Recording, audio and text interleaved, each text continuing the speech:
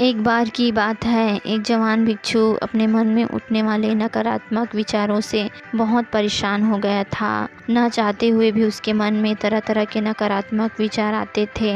उसका स्वभाव भी काफ़ी चिड़चिड़ा हो गया था। बात बात पर गुस्सा हो जाता, दूसरों के प्रति जलन और नकारात्मकता की भावना रखता था, लोगों की बुराई करता और अपने मन में तरह तरह की नकारात्मक कल्पना करता। वह अपने इन सभी बुरी आदतों से परेशान हो चुका था। उसने बहुत से तरीके अपनाए, बहुत प्रयास किया। अपने अंदर इन बुरे विचारों को खत्म करने का कोई भी तरीका काम नहीं कर रहा था। एक दिन परेशान होकर उसने अपने गुरु के पास जाने का निर्णय लिया। गुरु एक बहुत ज्ञानी व्यक्ति थे। जवान व्यक्ति ने अपने गुरु से कहा, गुरुदेव, मैं इन नकारात्मक विचारों को कैसे दूर करूं?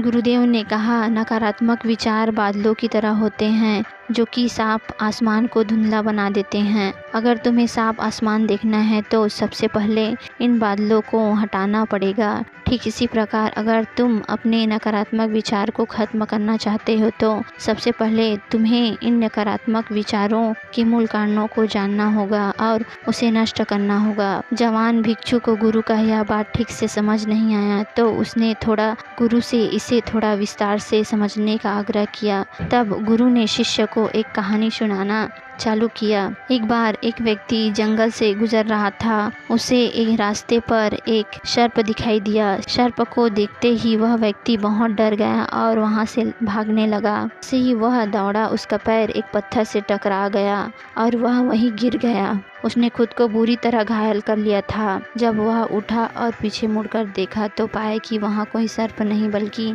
सर्प के आकार की एक लकड़ी थी जो कि रास्ते पर पड़ी हुई थी। यह देखकर उस व्यक्ति को महसूस हुआ उसे नुकसान पहुंचाने का कोई सर्प नहीं बल्कि उसके खुद के अंदर बैठा डर और नकारात्मक विचार हैं जिसने उसे घायल कर दिया। कहानी खत्म करते हुए गुरु ने उस जवान भिक्षु से कहा, मन के नकारात्मक विचार इस कहानी के सर्प की भांति हैं जो तुम्हारी परेशानी का मूल कारण नहीं है। तुम्हारी समस्या का मूल कारण तुम्हारे मन में बैठा हीन भावना है और अतीत के बुरे अनुभव है जो कि नकारात्मक विचार, गुस्सा, देश के रूप में बाहर आते हैं। इसलिए अगर तुम्हें अपने मन के नकारात्मक विचार को दूर करना चाहते हो तो इसके मूल कारणों को पहचान कर इसे नष्ट करना होगा। अब हम इस कहानी को अपने जीवन में कैसे लागू कर सकते हैं? कुछ प्रैक्टिकल टिप्स हैं। पहला, जागरूकता का अभ्यास करो। अपने विचार और भावनाओं के प्रति जागरूक रहो। देखो आपके भीतर क्या चल रहा है। आप अपने आसपास की घटनाओं पर क्या प्रतिक्रिया देते हो। साथ ही मन में उठने वाले नकारात्मक विचारों के कारणों का प्रयास करो।